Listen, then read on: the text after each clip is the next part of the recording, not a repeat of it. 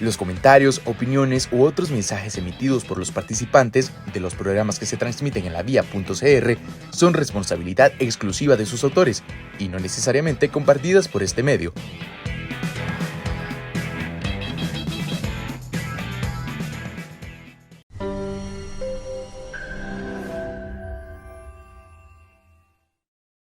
Bienvenidos a un episodio más del podcast de Historia de Costa Rica. Mi nombre es Gabriel Cerdas. El día de hoy vamos a hablar sobre el ejército de Costa Rica a través de la historia. Y para eso nos acompañan dos amigos del canal. Primero, Fabio Valverde, especialista en la historia militar de Costa Rica. Fabio, un gusto tenerte acá. Igualmente. Pura vida. Y también Lucius Alexandros, que nos acompaña el día de hoy, que es investigador de la historia de Costa Rica y también colaborador en nuestro canal de YouTube. Es el que se idea todos esos videos que ven animados y live action. Así que, Lucius, un placer tenerte acá. Muchas gracias por la invitación, Gabo. Aquí, en lo que podamos aportar de materia histórica, estamos para servirles. Pura vida. Así que, bueno, vamos a empezar hablando sobre, bueno, para muchos tal vez un ejército, ¿verdad? No lo idealizan, ¿verdad? Porque del 48 no tenemos. Entonces tal vez podemos empezar sobre definir qué es un ejército. Muy bien, un ejército es una fuerza armada competente, capaz de defender al país en caso de una agresión externa o interna. Eso es básicamente un ejército. Un ejército tiene muchas ramas, tiene la artillería, la infantería, fuerza aérea, ¿verdad? Entonces, eso podemos definir como un ejército. Ok.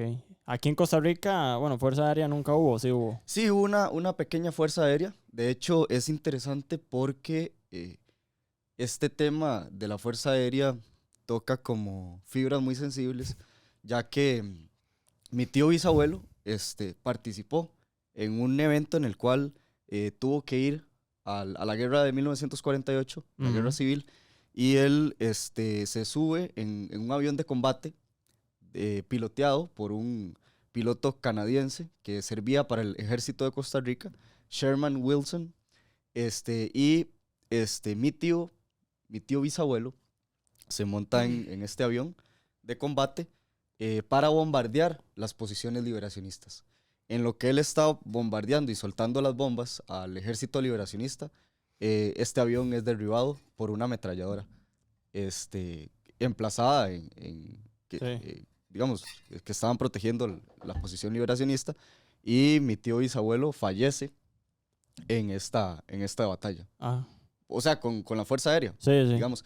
Entonces, podemos decir que sí, que en Costa Rica hubo una fuerza aérea y que tuvo un papel preponderante en la Guerra Civil de 1948, Okay. ya sea para reconocimiento o para bombardear posiciones enemigas. Okay. De hecho, que también, bueno, en época post-abolición vamos a tener la Fuerza Aérea en 1955, sí, cuando nos donan básicamente a $1. Los P-51. Los P-51, 4 de estos aviones de la Segunda Guerra Mundial, y que también escoltaban un DC-3, que es un avión más grande. El DC-3 es de pasajeros, pero se acomoda para que lleve ametralladoras y pueda tirar. Y dos bombas. de esos nos los volamos, ¿verdad? Porque todos se destruyeron. Sí. Todos se fueron dañando con el tiempo. Exacto. De hecho, en el mismo 55 hay uno de estos aviones se estrella. Sí, sí. Sí. Sí.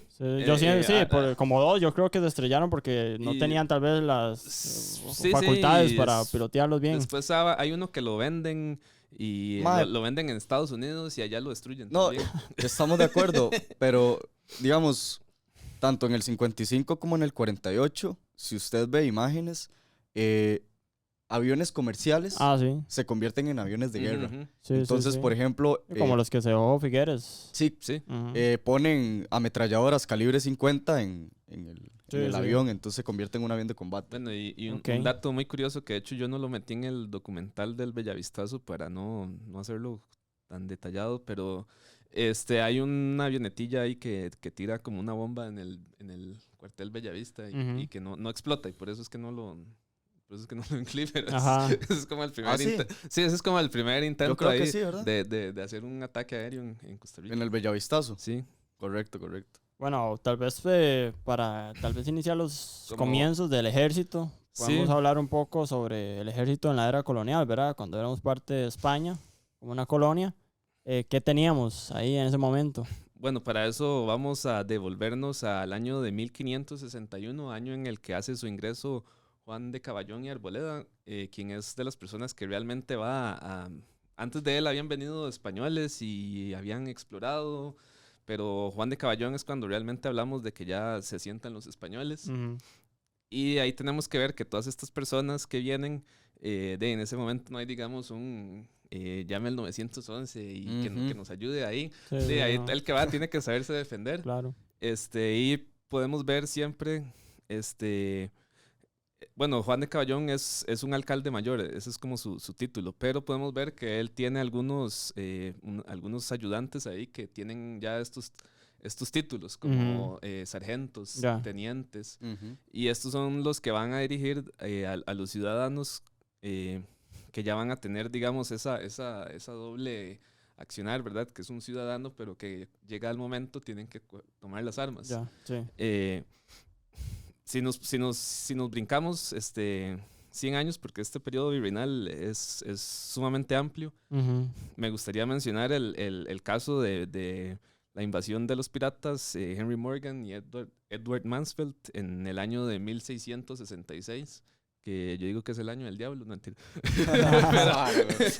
Pero 1666 llegan... Costa Rica va a ser invadida por unos Piratas. piratas, casi como siendo una especie de antecedente, ¿verdad? A los Filibusteros. filibusteros, sí, porque Ajá. también se les puede llamar filibusteros a los piratas. Van a desembarcar en abril de 1666 y van a empezar a saquear toda la zona ahí de Matina. Matino. Ellos venían con esta idea de que Costa Rica iba a ser como fácil Saquear. De dominar. de saquear y dominar, y además de que iba a ser fácil de cruzar para poder entrar al mar Pacífico, Ajá. porque a los piratas les interesaba el mar Pacífico, donde estaba como todas las costas con oro y Sí. en Perú y México, todos esos lados. Ujú. Ujú. Entonces, para no tener que dar la vuelta hasta el sur, ellos dijeron, bueno, vamos a cruzar por Costa Rica. Ahora, ellos pensaban que iban a poder cruzar así muy rápido. Sí. Lo que no sabían es que Costa Rica tiene una defensa natural, que Así es. son estas montañas, la cordillera de Talamanca, que Ujú. actúa como un laberinto de montañas, por así decirlo. Ujú. Y de ahí hay todo lo que usted se puede imaginar de bichos, ¿verdad? Sí, Y recordemos cómo le cuesta a Minor Keith y toda esta gente construir ahí el ferrocarril y todo eso. Ujú. De ahí, hoy en día, si se cae si se colapsa la 32, de ahí perdemos como Chao, comunicación. Sí, sí. Entonces, bueno, es un lugar, tenemos esa defensa natural. Los piratas van a ingresar y van a... les va a costar mucho avanzar. Hay un indígena que se llama Esteban, un indígena pues cristianizado, Sí. que él va a hacer como este papel, no sé si se acuerdan de aquel griego en la batalla de Maratón, que Ok, viene ok. corriendo y avisa. Bueno, este indígena Esteban es parecido y viene a avisar al Valle Central de que han llegado unos piratas. Y ahí podemos, ahí se le avisa al gobernador. Ujú. Ujú. El gobernador se llamaba Juan López de la Flor. Juan López de la Flor, perdón. Y es una figura muy interesante porque él había luchado en las guerras allá de Flandes y todo eso, de las guerras de Europa. Ujú. Él era de las compañías de los tercios. Ajá. Entonces, tenemos que conocer un poco de esto para entender cómo son las fuerzas de aquí. A España le va a interesar siempre tener un hombre así, de armas, como gobernador de Costa Rica. Básicamente actúa como un jefe militar. Ujú. Y digamos, para los que no están familiarizados con el concepto de los tercios, básicamente es que el ejército español está dividido en literalmente tercios. Van a haber un tercio de piqueros que tienen estas lanzas bien grandes, Ujú, ujú. los espadachines y los arcabuceros. el que no está familiarizado con un arcabuz básicamente es como decir el bisabuelo de los rifles. Digamos, yo pienso, no sé si esto está mal, pero yo lo veo un poco como un cañón portátil casi. Sí, correcto. Porque el accionar, ¿verdad? Tiene como esta mechilla. Ajá, una mecha. Y hace la chispa. Sí, y hay como, o sea, el gatillo es como una palanquilla y incluso Sí. a veces tiene... Ah, sí. por Y decir- es una bala como este vuelo. No, bueno, creo que no tan grande, pero fijo, sí, o sea, sí es un bombazo, Sí, ¿verdad? sí. Eso tira un marascal. Y bueno, esos son los tercios, esas son las técnicas que usaba España ahí para pelear contra Ya. los ingleses, franceses, otomanos. Y aquí todo lo que teníamos se quiera. todo eso. Aquí, digamos, tenemos cartas donde Juan Vázquez y todos estos dicen, nos hace falta pólvora, por ejemplo. Ajá. Digamos, sí, en las cartas sí dicen como tenemos santos arcabuces. Ok. Entonces, Pero no se menciona una cantidad exacta. digamos, en algunos casos yo creo que sí. Sí. Bueno, vea, por ejemplo, está documentado cuando se habla de la rebelión de Pablo Présbere. Ujú. Ahí se dice que el ejército cuenta con 100 armas blancas Ya. y 75 armas de fuego. Pero no especifica si las armas blancas son espadas, lanzas, hachas o lo que sea. No No sabemos, sí. No sabemos, pero por ahí va la cosa. Bueno, hay que tomar en cuenta, volviendo a 1666, Juan López de la Flor, de nuevo, un extercio, él dice, bueno, ahí manos a las obras, ¿verdad? Hay que, hace un llamado a la gente, a toda la gente del Valle Central, Sí. ¿verdad? Vemos eso, donde Movilizar a población. la población. Logran agrupar 600 hombres. Sin embargo, 600. sin embargo, él envía... Como la mitad de la población. Sí, imagínense. Todo Costa Rica ahí. Sí, no sé. 600, sí, claro. Y entonces se movilizan y van a Matina. Pero no. Él envía, digamos, ellos lo que tenían planeado era establecer una trinchera, que Ya. por eso es el mismo estilo que utilizan en Flandes en estas guerras, que son estas guerras de trinchera. Sin embargo, esa trinchera va a estar en Quebrada Honda. Actualmente, eso es antes de llegar a Turrialba. Ujú. Esos, digamos, hoy en día, Quebrada Honda, yo no sé si es exactamente la posición, pero sí es un lugar muy bueno como para poner una trinchera, porque es como un montón de la montaña, así como un quiebre. ¿Y qué era? ¿Para que no ingresaran al Valle Central? Sí. Por aquello, que se metieran. Ahora, él envía a Alonso de Bonilla, que lo describen como el mejor soldado, Ujú. con 6 arcabuceros. Ya. Estos arcabuceros se van hacia Turrialba, que es donde ya han llegado, donde llegaron los piratas. Sí. O sea, avanzaron de Matina a Turrialba, lo cual es como, digamos, los filibusteros nunca avanzaron tanto. Ya. Sí. Y ahí Alonso de Bonilla va a colocar a los arcabuceros en diferentes posiciones y ahí le van a abrir fuego a los piratas, y los piratas seguro ya estaban muy cansados de todo ese, y donde dicen, aquí estamos cansados y nos están disparando desde varios lugares, entonces vámonos. Ahí hacen la retirada. Los piratas, al retirarse, tratan de convencer a algunos indígenas de Talamanca que se unan a ellos, pero los indígenas se niegan. Y ya, bueno, Juan López de la Flor venía con todo este ejército atrás, que no logramos tener como esa gran batalla épica, pero sí se logra expulsar a los piratas. Y vinieron, me imagino que en varias ocasiones. Ah, sí. Hay un montón de ocasiones. Sí. De hecho, voy a tocar un tema interesante. Hay una época en la cual los indígenas se alían al ejército español, Sí. aquí en Costa Rica. ¿Por qué? Y lo voy a mencionar así. Estos piratas eran tan temidos que sí representaban un gran peligro, tanto para los indígenas como para los españoles. Ujú. ¿Por qué? Porque eran piratas que llegaban a las costas de Costa Rica, robaban el cacao y hacían de la población costarricense esclavos. Entonces, robaban gente, por decirlo así, y las hacían esclavos. Entonces, teníamos, sí, un enemigo externo, y creo que es uno de los enemigos más primitivos de Costa Rica, que son los piratas, ¿verdad? Entonces, los indígenas se alían con los españoles y lo que se le llamó la compañía o el batallón de los flecheros.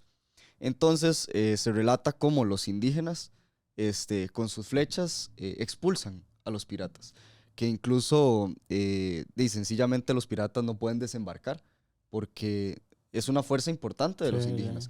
Entonces vemos, bueno, que los españoles necesitan refuerzos y los indígenas les dicen, bueno, aliémonos para luchar contra este enemigo común. Ya. Sí, un buen ejemplo también pasa en Ujú. Nicoya, porque van a andar por... Bueno, Por todo. también, ¿verdad? Sí, sí, en Nicoya. En Nicoya hay varios... Bueno, Esparza también es básicamente destruida, es Ujú. quemada. De hecho, Por los piratas, sí, igual. era un pirata, no me acuerdo el nombre, un francés que de hecho era católico, entonces lo único que dejó, o sea, quemó todo el pueblo y dejó la iglesia, básicamente. Sí, pero también hay unos casos bueno, hay un tema que a mí me parece muy interesante en Cabo Blanco, en Nicoya. Sí.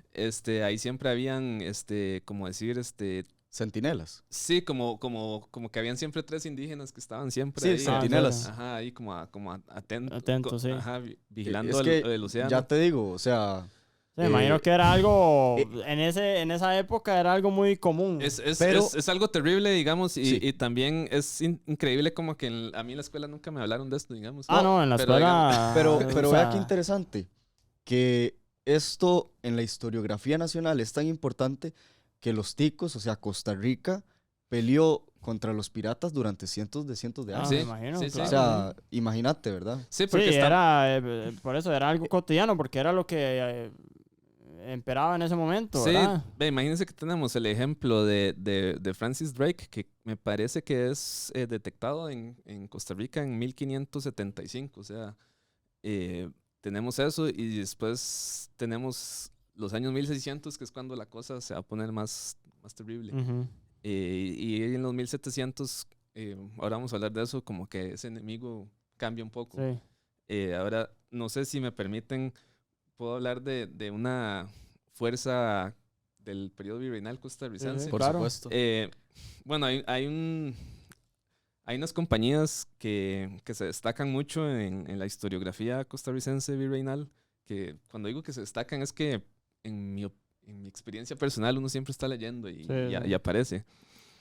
Entonces, esto son los afrodescendientes que habían, bueno, volviendo a Juan de Caballón, él vino con esclavos africanos. Ujú. Eventualmente, la esclavitud claramente es algo inhumano, pero en España hay como hay algunas cosas flexibles. Los esclavos podían de repente comprar su libertad. Habían muchos amos que cuando se morían dejaban en el testimonio que el esclavo quedara libre e incluso les heredaban cosas. Ujú. Incluso podemos ver en Matina que el esclavo está en las fincas cuidándole y el amo solo llega como para recoger el cacao y venderlo. Y de esos afrodescendientes que se van liberando, Sí. fundan en Cartago, van a fundar la Puebla de los Pardos, que en el Cartago virreinal tenemos Ujú. a los ¿verdad? A los descendientes de los españoles Ujú.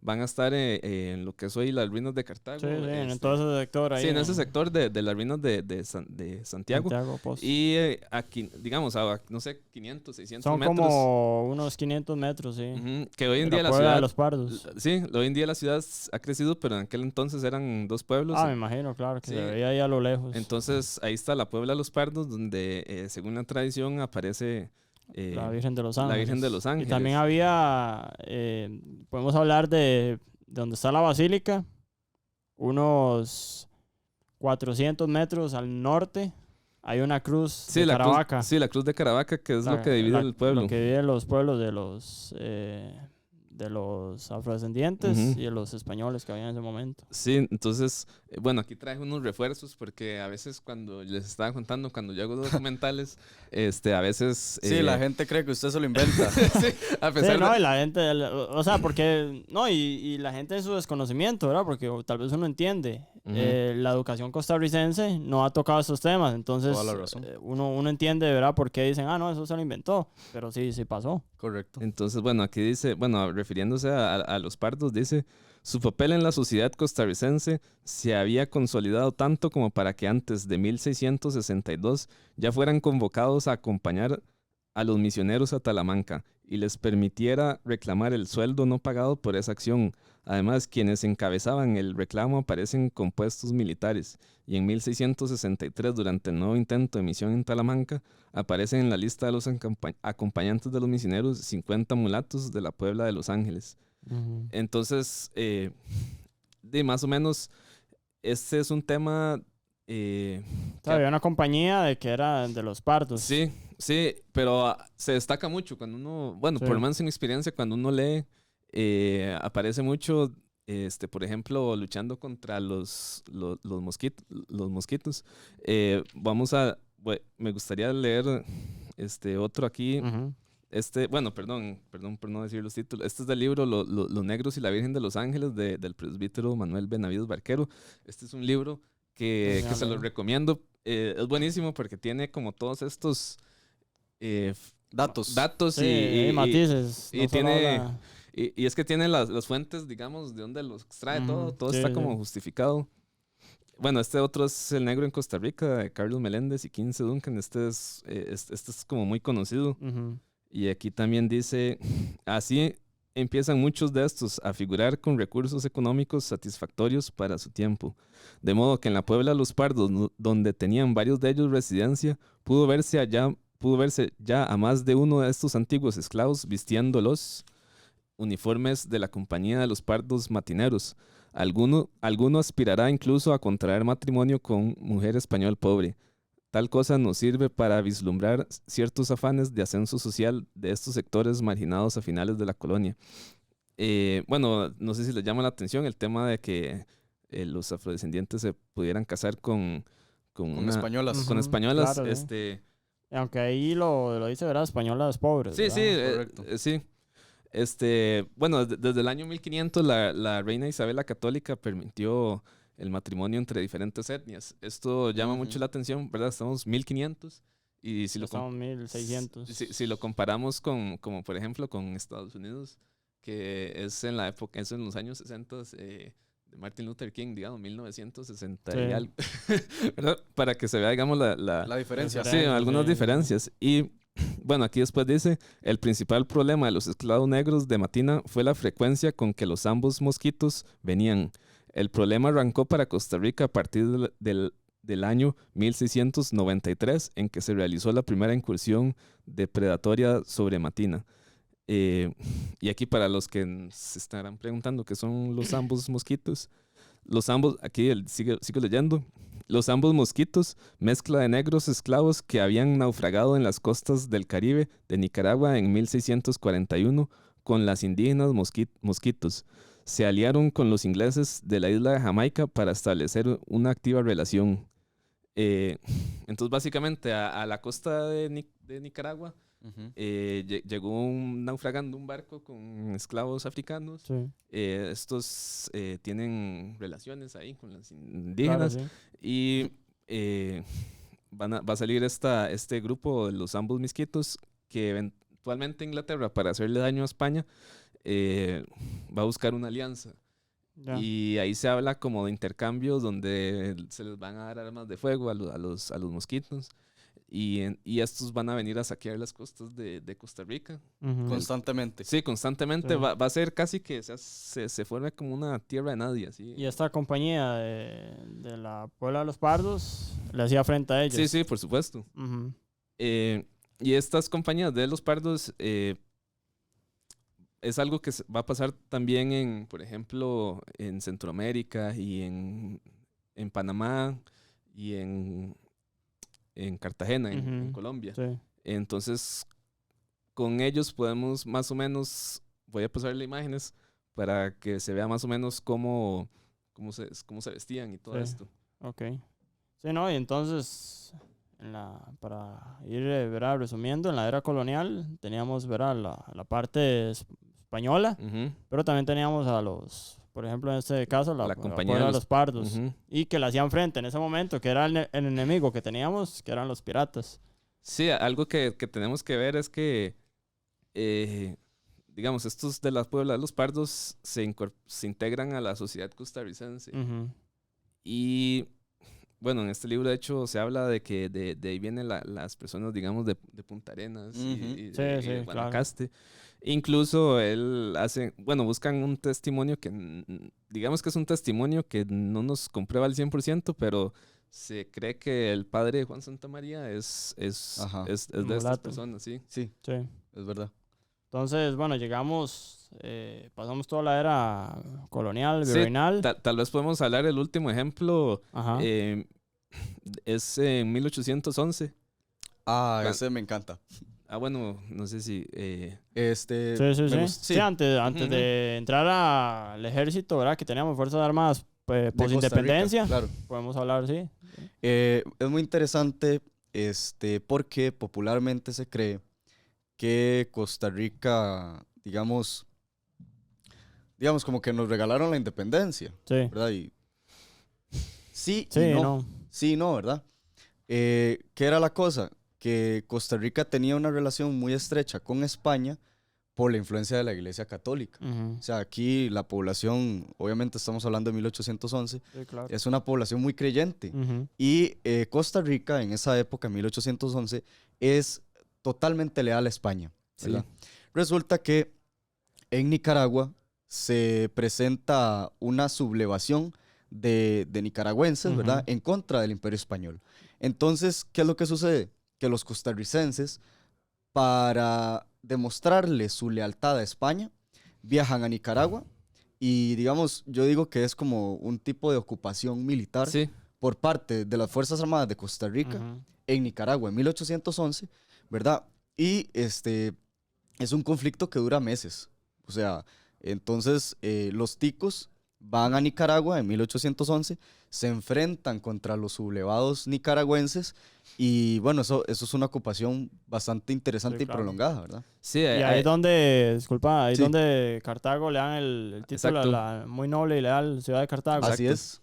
Sí, porque en ese entonces el rey estaba, bueno, había Eh, llegado Napoleón y fue exacto. todo ese Pero despelote. es que, o sea, es una crisis política en Sí, sí. España. Sí, Claro. pero es interesante cómo no nos enseñan este tipo de eventos históricos tan importantes. sí, no, ¿verdad? no. De hecho que, bueno, ese pasaje es muy interesante porque en Costa Rica hay una declaración, una proclamación a favor de Fernando VII. Sí. Ujú, Y bueno, un dato ahí, claro, ¿verdad? Es que ahí se hablan de las corridas de toros, ¿verdad? Ajá. Entonces, Desde ese entonces. entonces, Bueno, es España, o sea, me imagino yo. no, aquí también. aquí. Ah, ¿en Digamos, serio? y las corridas de toro en todos los pueblos, creo que hasta en Bagaces, ¿verdad? Que es una ¿En serio? tradición. Y eso obviamente es algo españolista. Eso, Sí. sí. A lo que hoy es, bueno, es que toqué el tema de la independencia Sí, sí. después de que fuimos allá donde a En Nicaragua, ¿verdad? Porque vemos la reacción de Costa Rica ante la independencia. Ajá. ¿Y cuál es la reacción? Francamente es, agarran el papel y dicen, "Ey, mae, ¿qué hacemos? Sí. O sea, ¿qué? ¿Verdad? ¿Y por qué esa reacción? Porque Costa Rica era totalmente parcial a España. O sea, Ujú. apoyaba totalmente a España. Y tal vez yo siento que en ese momento los que tenían el poder, que era Cartago. Por eso ahí después se viene la guerra de Sí, digamos, Ochomoco y todo eso, algo ¿verdad? que es importante de esta campaña militar, que, bueno, el lanzamiento de Nicaragua Ujú. empieza en 1811 y Costa Rica va a enviar en 1812, ¿verdad? Es como que pasa el año ahí. Sí. Pasa el año. Sí, es que ahí figuran algunas figuras de la batalla de Ochomogo. Por Ujú. ejemplo, algunos de los tenientes son de la familia Oriamuno, Sí. que son después los que van a luchar por el bando conservador. Ujú. Y también va todavía no era el gobernador de Costa Rica, pero ahí va Juan Manuel Cañas, que va a ser después El último. Pero, ajá. Lucius, vea qué interesante. Frank Marshall Jiménez, para el año, bueno, me voy a ir un poco más adelante, pero no hay problema. No, no importa. Frank Marshall Jiménez, para el año 80, ¿verdad? Que Costa Rica tiene problemas con Nicaragua, otra vez, él menciona todos los problemas que hemos tenido con Nicaragua a través de la historia. Y uno de los primeros problemas que él considera es el de 1811, ¿verdad? Pero es muy interesante mencionar que, bueno, los problemas o los conflictos con Nicaragua vienen desde mucho antes, sí, pero este es uno muy interesante. Sí, sí, Entonces... bueno, eso es importante, sobre todo mencionarle el hecho que son, la rebelión es en Granada. Y digamos, ese va a ser un conflicto interno de Nicaragua entre los nicaragüenses de León y los nicaragüenses de Granada, que básicamente nunca se ha acabado, digamos. No, sí, eso es así. O sea, ese conflicto básicamente va a pasar a la independencia y van a pasar décadas de conflicto entre ellos y eventualmente va a aparecer ahí William Walker sirviendo como un mercenario. Entonces sí, toquemos eso. Bueno, llegamos a la independencia, ¿verdad? Sucede todo esto. Sí, entonces es importante, es que digamos, yo estoy muy en contra de esa narrativa como de que 1821 es como una especie de Big Bang, como de que Costa Rica aparece así como sí. De la nada. Entonces digamos, tenemos que entender que todas las figuras políticas del periodo republicano ya existían ahí en el periodo. Sí, así no es. En los últimos años ya teníamos, digamos, a todas estas figuras, los papás de Juanito Mora, el papá de Monte Alegre, todo costarricense, digo yo, los Iglesias ya estaban en esa, los Oriamuno, ya todos estaban en esa escena política antes de la independencia. Y bueno, ahí tal vez puede hablar Fabio ya de la época de Braulio Carrillo como... Ok, perfecto, sí. Sí, llegamos, bueno, independencia, 1821. Faltan más datos interesantes. Aunque sí, bueno, podemos hablar... Bueno, aquí podemos... No, podemos hablar, no importa. Llegamos a 1821, llega la independencia, pero también surgen los conflictos, ¿verdad? Bélicos, digo yo, que podemos tal vez tocar ahí muy parcialmente digamos... lo que es la batalla de Chomogo, ¿verdad? Que el conflicto se dio porque querían darle lealtad a México. Sí, es que algo que nos pasa hoy en día, ¿verdad? Es que hoy percibimos las cosas con los tiempos actuales. Sí. Entonces, resulta que en esa época, post-independencia, no estaba claro qué camino iba a tomar el país. Y para muchos, ¿verdad? El ser humano suele estar como muy... cómodo en la situación que está. Claro, sí. Eso pasa, digamos, en el trabajo. Por el poder y todo, ¿verdad? Sí, pero incluso digamos, en mi trabajo, cuando mueven a la gente del campo, es así como, no me muevan de mi campo, ¿verdad? Sí. Entonces, el ser humano le gusta como estar quedito en su zona de confort. En su zona de confort, exacto. Entonces, hay mucha gente que no estaba a favor de la independencia, pero la independencia...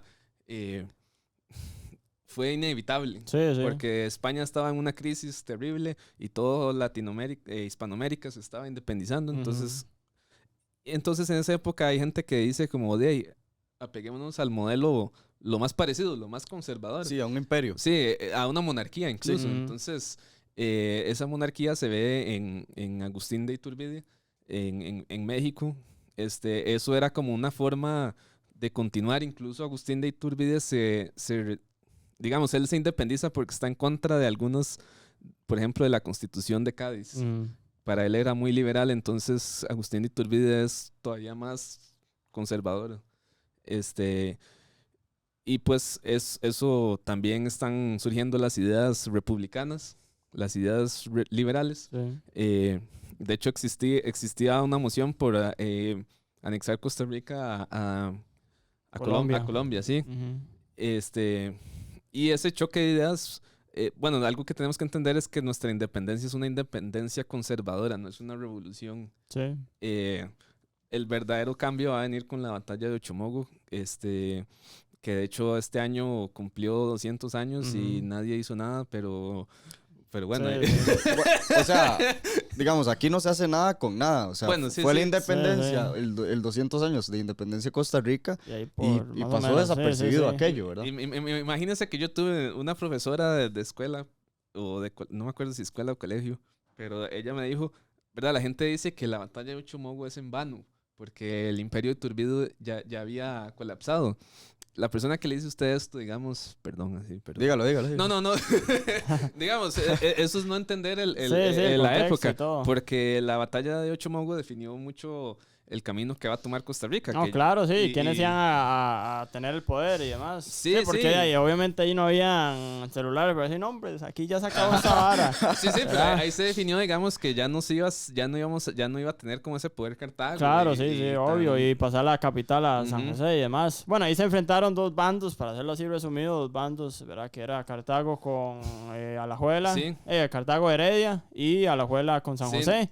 Vence San José, Gregorio José Ramírez Ujú. hace dictador como por 8 días, pasa la capital a San José. Ahí se enfrentaron y es como la primera guerra civil, se puede decir. Es porque una, fueron es una bandos, batalla sí, de Costa Rica. relativamente como Y corta ahí, corta, sí, sí. fugaz. que se llaman las milicias. Ajá. ¿Verdad? Es el hecho de que estamos como siguiendo el modelo español. Seguimos con el modelo Ah, español. sí, claro. Y, Sí, y sí, digamos, sí. cuando pensamos en esas tropas, tenemos que pensar siempre como de que son tropas muy a lo español Ujú. en 1823. Sí, entonces ahí, bueno, tal vez la guerra de la Liga, llegamos a la guerra de la Liga y ahí es importante porque ya entra la figura de Braulio Carrillo, que es como el que va a reformar un poco las Fuerzas Armadas de Sí. aquí de Costa Rica. Digamos, yo siento que todo político nace para Para la una época específica, digamos. Ujú. Y Braulio Carrillo fue uno de estos políticos importantes que, digámoslo así, revolucionaron el concepto de país e incluso Ujú. se dice que fue uno de los primeros nacionalistas de Costa Rica. Y es verdad, Braulio Carrillo, digamos, levanta este estandarte de nacionalismo.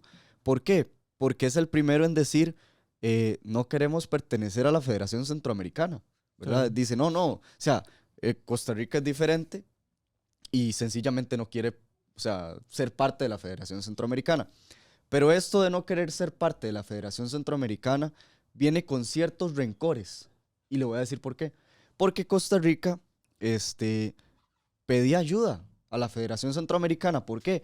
Porque Costa Rica tenía constantes invasiones por parte de los piratas. Y como Costa Rica quedaba al puro fondo, Sí, al era la puro que me final, prestaba sí, atención. entonces, la Federación Centroamericana y se hacían los rusos, ¿verdad? Y también O sea, pasa lo de Bocas del Toro también. correcto, sí. En 1835-36. No me Bueno, acuerdo exactamente. en la fecha. 1835 o 36, en estos momentos no me acuerdo exactamente, Colombia nos arrebata Bocas del Toro. Ujú. Y la gente dice, no, es que fue en Coto que nos arrebataron Bocas del Toro. No, no, no. Ya desde ahí. Por Coto tenemos 3,000 kilómetros más digamos, que antes, ¿verdad?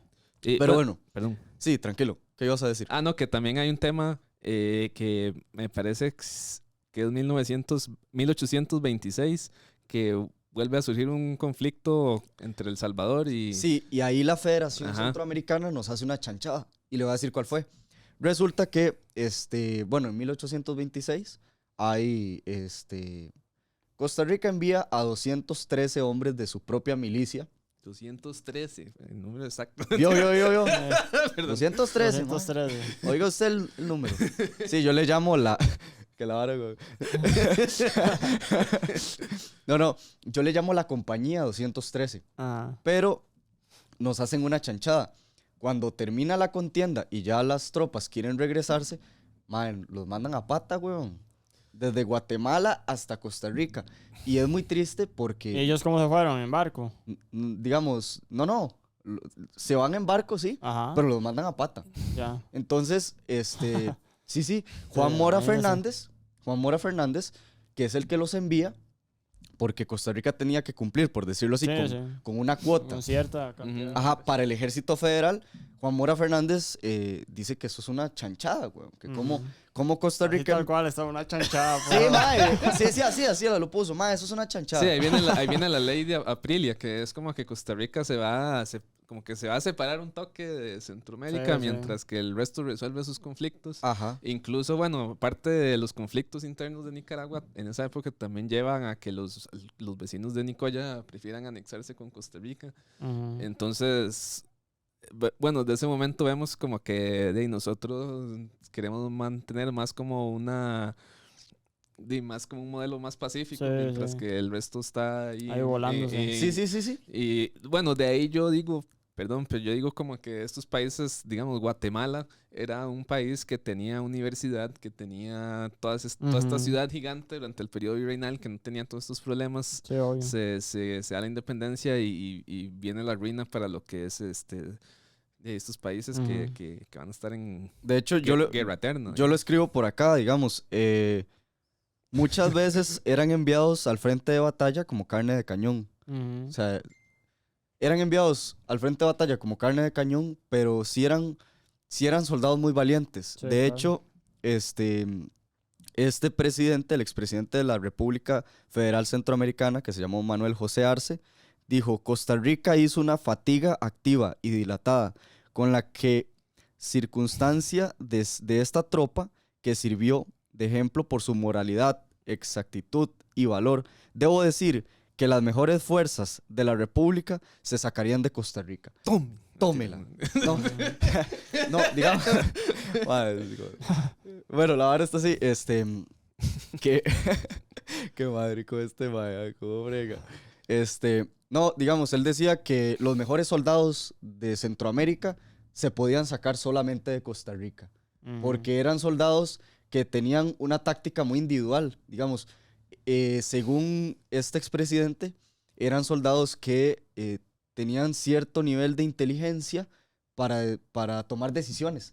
Eran muy buenos en la toma de decisiones, ¿verdad? Entonces podemos decir que, digamos, sí existe un resentimiento por parte de la sociedad costarricense de aquella época. ¿Por qué? Porque con excelente intención enviamos a estos hombres muy valientes, pero nos los devuelven hechos leña, por decirlo así. Nos los devuelven caminando desde Guatemala hasta Imagínese. Costa Rica. Y hay algo muy triste de esta historia, es que la mayoría de soldados que Costa Rica envía de Costa Rica a Guatemala mueren en la travesía. Digamos. Muchos mueren, obviamente, en el combate. Algunos sí desertan porque las condiciones que le daba el ejército federal centroamericano a las tropas nacionales, discúlpeme, pero era una cochinada.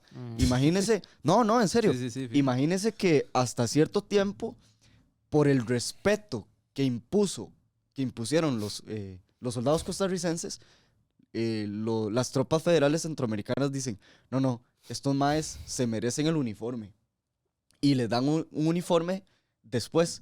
Digamos, Costa Rica envió estas tropas uniformadas desde antes, digamos, con un uniforme específico. Mira qué interesante.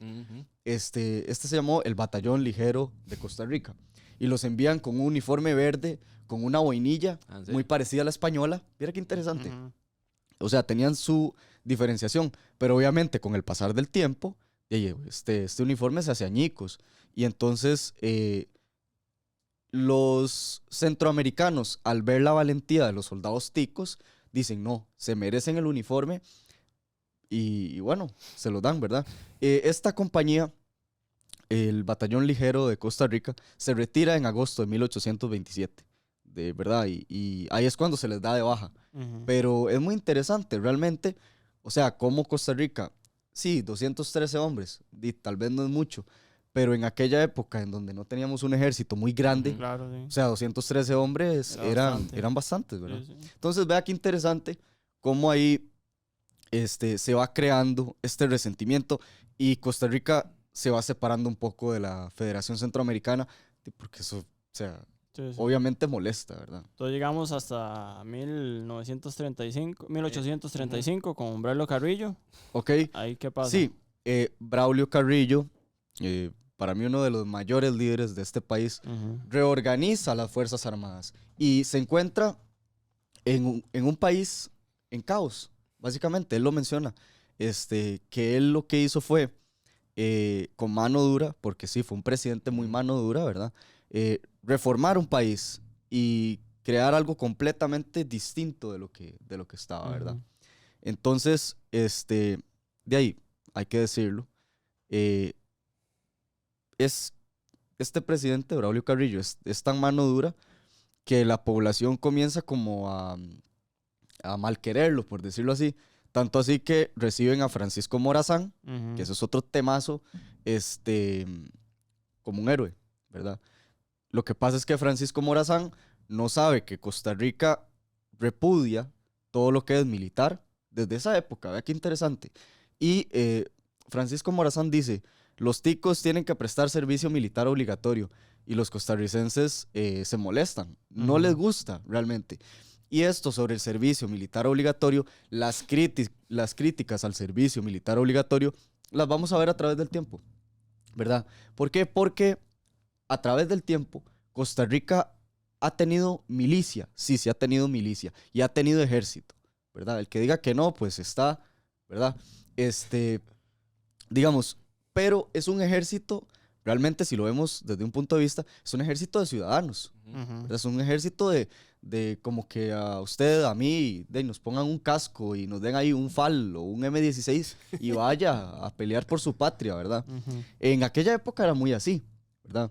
Pero bueno, hablando de Braulio Carrillo, digamos, Braulio Carrillo crea un ejército más consolidado, compra armamento para el ejército de Costa Rica y también es un presidente que combate contra los piratas, ¿verdad? De Matina. Sí, los mosquitos, digamos. Sí, ya correcto. llamémosle mosquitos. Bueno, los mosquitos. Sí, sí. Correcto. Entonces, vamos a ver. Braulio Carrillo, digamos, crea este ejército, ¿verdad? Y de ahí es cuando hay problemas, porque, digamos, ya el ejército se politiza, ¿verdad? Y esto lo vamos a hablar a través del podcast. El ejército se politiza y se le da tanto poder que ya al ejército se le da ese poder también de poner y quitar presidentes. Entonces, hay algo interesante. En 1842, el ejército de Costa Rica traiciona al mismo presidente, pacta con Francisco Morazán, ¿verdad? Y le dice, bueno, le vamos a entregar al poder a usted.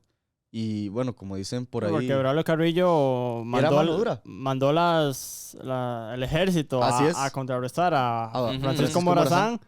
Y el maje hizo un trato ahí que se llama el Pacto del Jocote. Así, justamente. Y de ahí... Se hace con el poder. Se hace con el poder. Esa es otra gran batalla que no hubo, ¿verdad? Sí, no, porque de ahí, no sé, uno no sé si habrá tal vez algún relato o algo, pero llega y de ahí hace un pacto ahí con las Fuerzas Armadas de Costa Rica que mandó Braulio Carrillo. Y dice, no, ahora yo estoy a cargo. Llega a San José y Braulio Carrillo de ahí dice, ¿y ahora qué? Y, dime hoy, ¿verdad? Y bueno, lo exiliaron a Braulio Carrillo. Sí. Justamente, y entonces vemos cómo, sí, el ejército de Costa Rica tiene un poder, sí, claro, para decir, bueno, este presidente sí, este presidente no. Es curioso, ahora que lo pienso, correcto. A partir de ahí viene esa seguidilla de quitar Así y es. poner, ¿verdad? Bueno, ahorita que uno lo piensa, en ese momento. En el momento de la independencia vienen los golpes de estados. Así es. Sí. O fallidos golpes. Sí, Hay unos que pasan en el gobierno de Juan Mora Fernández que no llegan a derrocarlos, pero ya empiezan a ver. Y muchos de estos ya van a ser derrocados y van a llegar al poder con las armas y todo eso empieza a partir de ahí.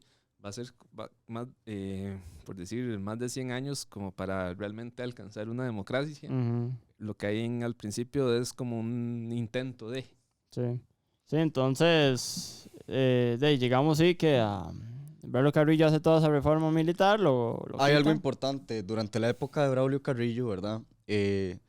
Muchachos entre los 15 y, bueno, muchachos de 15 años, jovencitos de 15 años, debían prestar servicio militar. Entonces es muy interesante también. Obligatorio. Sí, cómo existe, digamos, esa burocratización del ejército, ¿verdad? Ya hay leyes y demás, ¿verdad? Braulio Carrillo persigue mucho la vagancia, la castiga. Con la ley de la vagancia. Sí, castiga la vagancia. O sea, y yo creo que necesitamos un Braulio Carrillo, ¿verdad? No, sin duda. Bueno, resulta y acontece que en 1842 llega Morazán y dice, yo voy a administrar Costa Rica. Francisco Morazán viene con una fuerza extranjera, ¿verdad? Entonces, hasta cierto punto, los ticos vieron como si aquello, o sea, sí, se recibió bien a Morazán, por decirlo así, fue bien recibido al principio, pero las Fuerzas Armadas de Morazán comienzan a hacer desastres en Costa Rica, ¿verdad?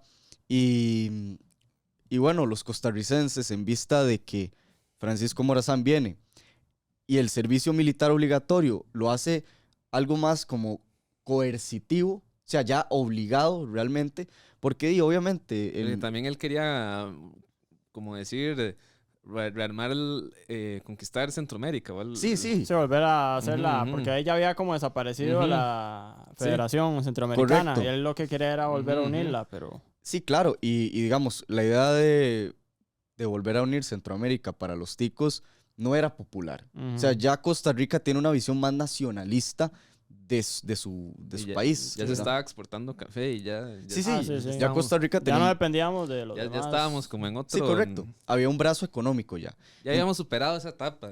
Sí. Entonces, resulta que, un 11 de septiembre de 1842, los costarricenses se levantan valientemente en contra de Morazán y es que, pucha, aquí todo se olvida, ¿verdad?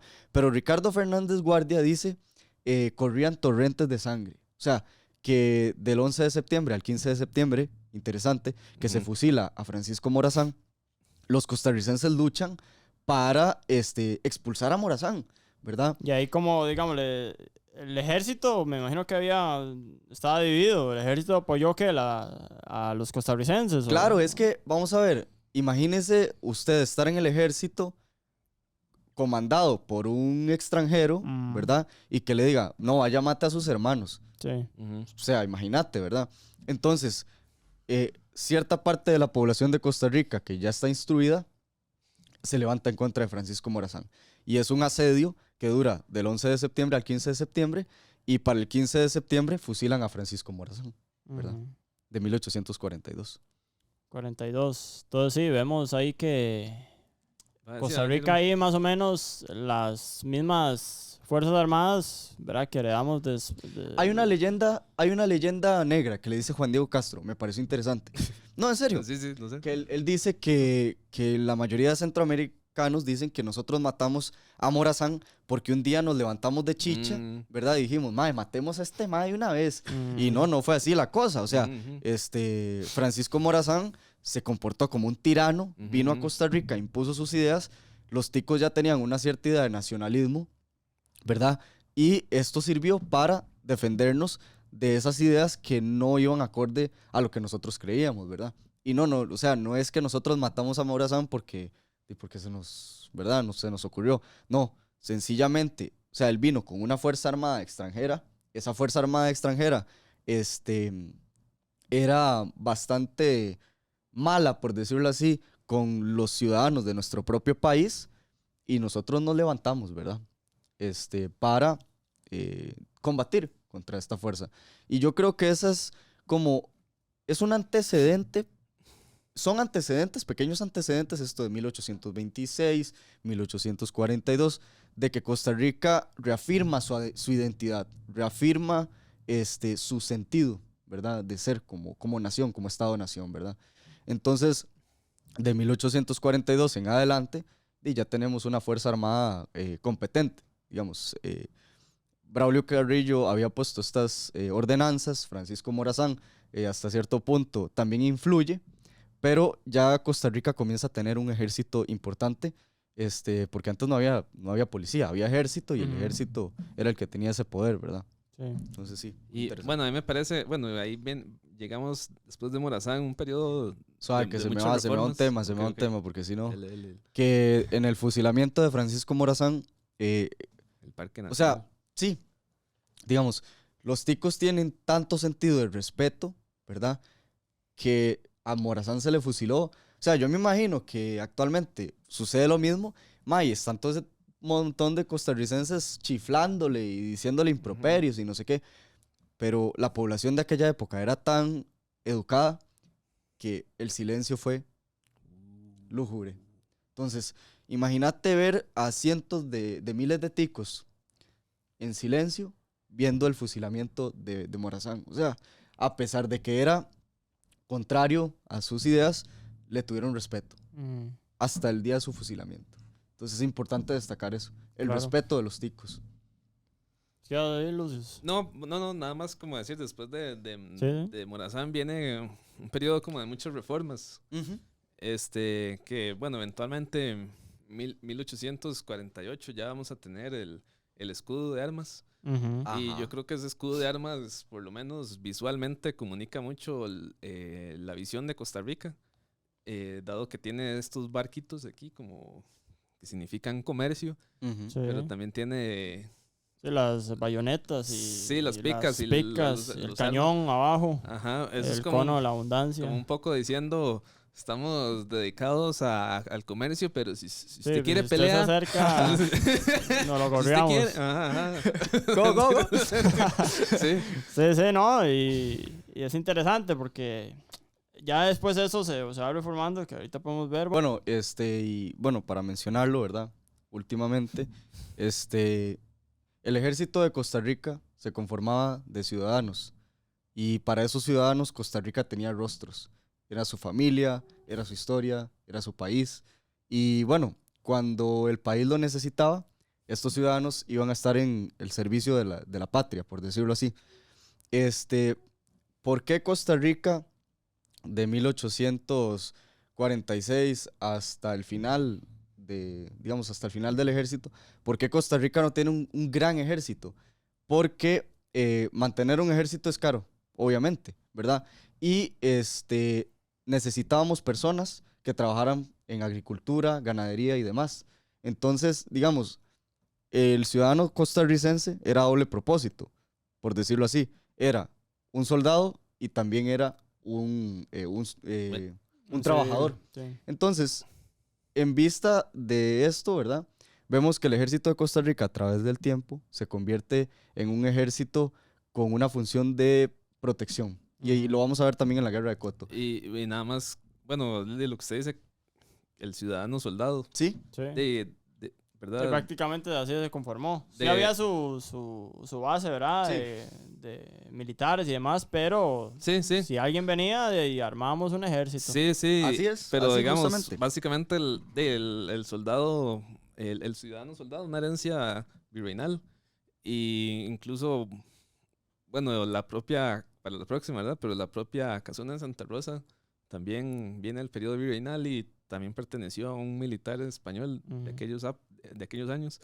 Y dicen que la táctica de los costarricenses al luchar contra los filibusteros, Napoleónica.